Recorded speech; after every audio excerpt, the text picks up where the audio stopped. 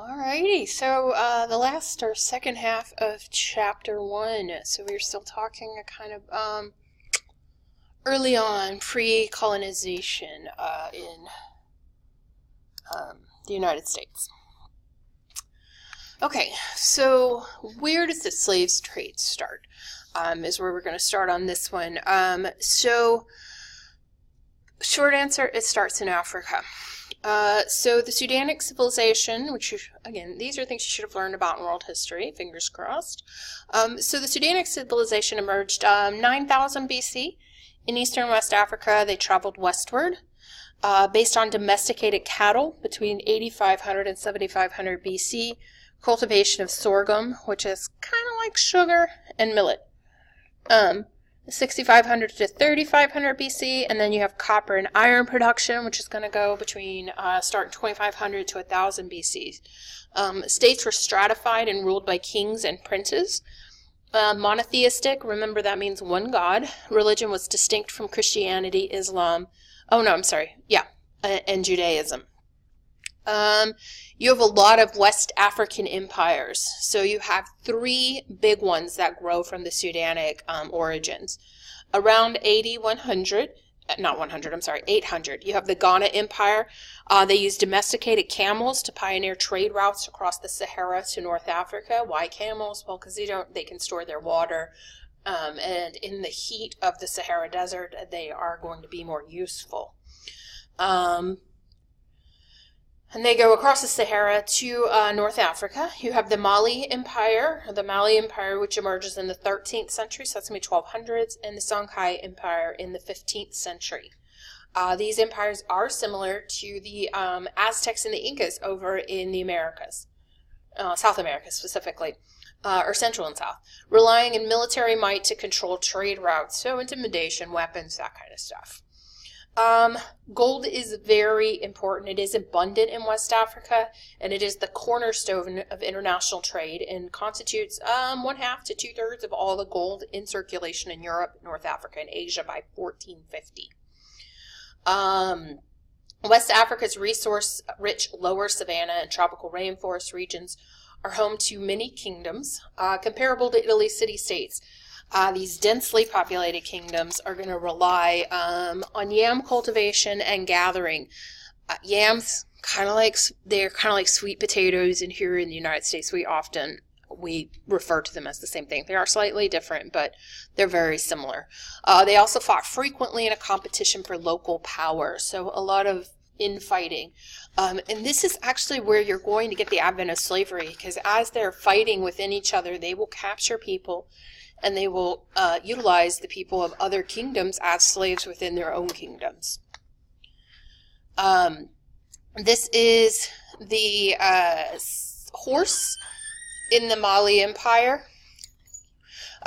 Very important, and you can see they built a lot of sculptures for that time period on the Mali horses there. All right. For centuries, smaller states along the West African coast had few trading options. By the mid-15th century, a new coastal trade with Europeans brought new options. So Europeans are going to start to come down the coast to trade with Africans. And this is going to be Portuguese, the Spanish, later on you'll have the English. So you'll have a lot of people that will trade that way. European traders, they have to negotiate contracts on local terms, so basically whatever those people wanted, that's what they had to negotiate. But they welcome the chance to trade Asian and European goods for West Africa's resources, including that very important gold, and then of course grain, and then ivory. So prior to this, they do have a relationship with Asia, so specifically China, not exactly Japan. Japan is pretty closed to foreign countries at this point, especially European countries, but you do have China for sure, and other Asian countries that they trade with. And this influx of Europeans trading with the Africans is actually what's going to start the slave trade. So east of Africa's Gold Coast, the Bight of Benin, which isn't Benin, I don't know, an early center of the slave trade, and it's going to be called the Slave Coast. And here's a map right here, and you can see in the little insert, the red or the orangey pinky color, or salmon maybe, is the grain coast. Right next to it is the ivory coast. Then you have the gold coast. And that blue area is going to be the slave coast. And that's basically the areas you would go to for those specific items. Are they getting all of those items from that specific tiny little area? No. That's just where they're exporting them from. Okay. You can also see the trade routes that are occurring throughout Africa, and then of course along the coast from European countries. And if you see right there, Lisbon, that's going to be one of the first groups of people that is going to trade with the Africans, and that is going to be the Portuguese. So that Lisbon is in Portugal. All right, as far as religion is concerned, you have a lot of Islam. So West Africans immediately south of the Sahara learn about Islam from Arab merchants and Muslim leaders called imams. They know the Quran, and they built centers of Islamic learning and instruction in cities like Timbuktu. That's a real place, people.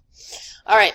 Most West Africans acknowledge, though, multiple gods as well as animistic spirits. And this could be very similar to what they do in North and Central and South America and the Americas in general with the native populations. They are going to be heavily into animism as well. Kings were seen as divine, and you have ancestor worship is very important. Now, there's not a lot of kings in the native populations. There's going to be more tribal leaders. Rituals celebrated male virility and female fertility. Okay, so like I said, the Portuguese are going to be the first that are going to do the slave trade, are going to begin it for the Europeans.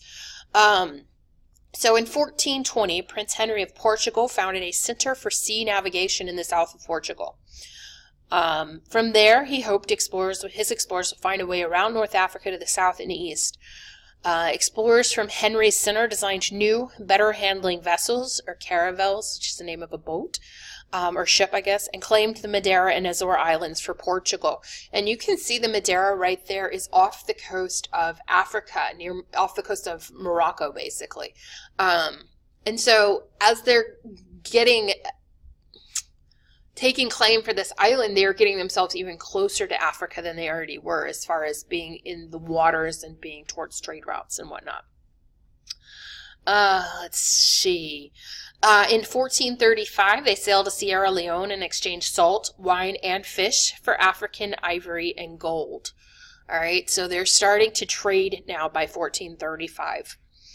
You have Italian explorers. The Genoese traders cooperated with the Portuguese and the Castilians. Castilians is another word for Spanish. And they discovered the Canary and Cape Verde Islands. So you can see that is south of Madeira, still semi off the coast of Morocco. They exported Mediterranean agriculture and familiar cash crops. It's going to be citrus and things like that, which are very predominant in the Mediterranean. The Sugar Islands. So the Europeans conquered the Canaries, the Cape Verde Islands, and Sao Tome, and they enslaved those local populations. So basically they sailed their little ships down from Portugal. They took the islands over. And when they say Europeans, it is going to be largely Portuguese at this point in time. The planters are going to transform the local ecosystems to agricultural colonies where they produced wheat, wine grapes, and where the climate permitted sugar. So you need a very specific climate to grow sugar and to harvest it. But it is a pretty high commodity because in most of Europe you cannot grow sugar. And so that is going to be a very profitable commodity for European traders. Okay. So, like I said, slavery was widespread in Africa, and slaves, they were used as agricultural labor, concubines, or military recruits. And they start to become this key commodity of exchange. They were central to the trans-Saharan trade. So between 8700 and 1900, an estimated 9 million Africans were sold in the trans-Saharan slave trade. And like I said, initially, as far as Europeans go, it is going to be the Portuguese. In 1482, these Portuguese merchants exploited and redirected the existing African slave trade. So it was existing, and they traded between tribes. like I said, they would go to war with various kingdoms or tribes. They would capture people and they would keep them as slaves, or they would sell them. So when the Portuguese come in, they're going to enslave Africans to work on their sugar plantations in places like the Canary Islands. They also sold slaves in Lisbon, which soon had an African population of 9,000. After 1550, the Atlantic slave trade is expanding enormously as Europeans establish sugar plantations in Brazil and the West Indies. So once Columbus makes his infamous trek over to the Americas, and you start to get more explorers going out that way, the Portuguese are going to claim Brazil and other islands, and Brazil will be the first place that slaves are brought into the Americas. So, and they are brought by the Portuguese for sugar cultivation. All right. So our friend, oh, I'm sorry, I missed that map completely. Huh, okay. So this right here, you've got trade routes all across Asia, Africa, Australia, South America, etc. Okay, so here we go, Columbus. So Columbus is actually an Italian man, and he wanted to find a new trade route over to Asia, because currently ships would have to basically go around Africa to get to, if you see this right, I'm just going to point with my finger like you could see that. All right, so you see right here, you would take this around Africa. So you either went by land, all right, through the Silk Road, or you went by ship, and you would have to go all the way around Africa to get over here. So Columbus, like I said, who's an Italian, has this brilliant idea that Asia is closer than they think it is, and that he is going to get some funding. Hold on, I'm going to pause this. Sorry for the interruption. All right. So you would have to go very far. So Christopher Columbus has this bright idea that he's going to try and sail westward and get to Asia faster. All right. So he goes to the Italian monarchs, and they kind of laugh at him, the people in Italy, the leaders there. And so he ends up going to Castilian monarchs, or Spanish monarchs, Ferdinand II and Isabella. And they are going to support his travels. And it's also supported by other Genoa investors. So they're going to support his exploration west. So in August of 1492, he has his 3 ships, the Nina, the Pinta, and the Santa Maria, and they're going to travel 3,000 miles to present-day Bahamas. So this trip is so long. And as they're traveling, and they think there's no way it's going to go any further, and people are getting upset, and there's all kinds of craziness going on. So anyway, they finally get to what we know today as the Bahamas. All right, and Columbus, not the brightest man, he believes it's part of Asia. So he calls the region the West Indies. All right, and that is where we get Indians. All right, not because they're from India, but because Columbus thought they were. So that's how we end up calling them Indians a lot. And today, more often than not, they're called Native Americans. But as I explained in the last lecture, none of us are native. We're all immigrants. Everybody immigrated here at some point. Columbus is going to return to Spain to report to the Spanish monarchs that he hadn't found any gold. However, he'd heard a lot of stories of gold on the other islands, and he's going to use this to get them to invest in another expedition. He takes 3 more trips to the New World, and I will tell you, Columbus is a terrible person. I dislike him. I do not like that we have a holiday named after him. I think it's ridiculous. And he did not discover America. All right? He runs into it. He is responsible for alerting the presence of it to Europeans. But he makes 4 trips over to the New World, and none of those 4 trips does Columbus ever know he is not in Asia. Every trip he makes, and this is well after, his last one is in 1502 or something like that, 10, 15 years later, Amerigo Vespucci has been there, and he still doesn't know he's not in Asia. All right, so not the brightest. On his first trip back to Spain to kind of get them to encourage them to fund further explorations, he actually brings Native American populations to Spain as gifts to the Spanish monarchs. And he really uses this to kind of help them say there is wealth over there and we need to find it, all right? Let's see. You have German geography, which are going to label the continents America after Florentine, so from Florence, Italian, explorer Amerigo Vespucci, who had argued that this region was not part of Asia, but a Nuevo Mundo, or a new world. So Amerigo Vespucci, that's why we are named America, after Amerigo Vespucci, who basically says, Columbus, you're a damn idiot. And you can see Vespucci goes in 1501 and says that, and Columbus, his last trip was 1502 or 1503, something like that. Okay, other explorers. So once Columbus kind of goes over there, you're going to have just this wealth of explorers that are going to continue on this way. In 1513, you have Juan Ponce de Leon and Vasco Núñez de Balboa. They report on explorations and encourage veterans of the Reconquista to invade the mainland. 1519 to 1521, you have Hernan Cortez and his army, which is aided by European diseases, conquer the Aztec Empire and the Mayan city-states of the Yucatan Peninsula. So basically, when the Spanish come over, they have immunities to diseases that the Americans don't. And so they bring things over like malaria and smallpox and whatnot, and that is what actually invades the Aztec Empire. And that is what kills off large percentages of their empire. And that is what's going to help the Europeans be able to come in and technically conquer them. 1524 to 1532, you have Francisco Pizarro and his small army conquering the already weakened Incan Empire, making Spain the master of the New World, because they now have all this land. They've got all the Aztec Empire, the Incan Empire, and they will start moving into North America too with De Soto. In 1500, Pedro Alvarez Cabral and his fleet discover Brazil. By the 1530s, Portuguese settlers begin to create sugar plantations worked by Native Americans. But the Native Americans are not the best as far as workers go. Like I said, they are weakened by this disease that the Europeans have immunities to.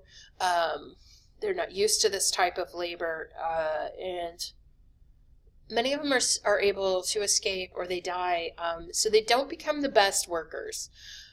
So they will eventually start to replace them with African slaves, and it'll be gradual. And Brazil becomes the first American example of the plantation system. All right. What's I doing? Oh, I went back to the map. Okay. All righty. And another map here, so you can see the Aztec Empire, the Mayan Empire, and then the Inca Empire, which is along the coast of South America, the western coast of South America. And these are lands the Spanish are going to take over. Columbus is going to go to places like the Bahamas, Cuba, Hispaniola, etc. And again, he never knows he's not in Asia. So, all right.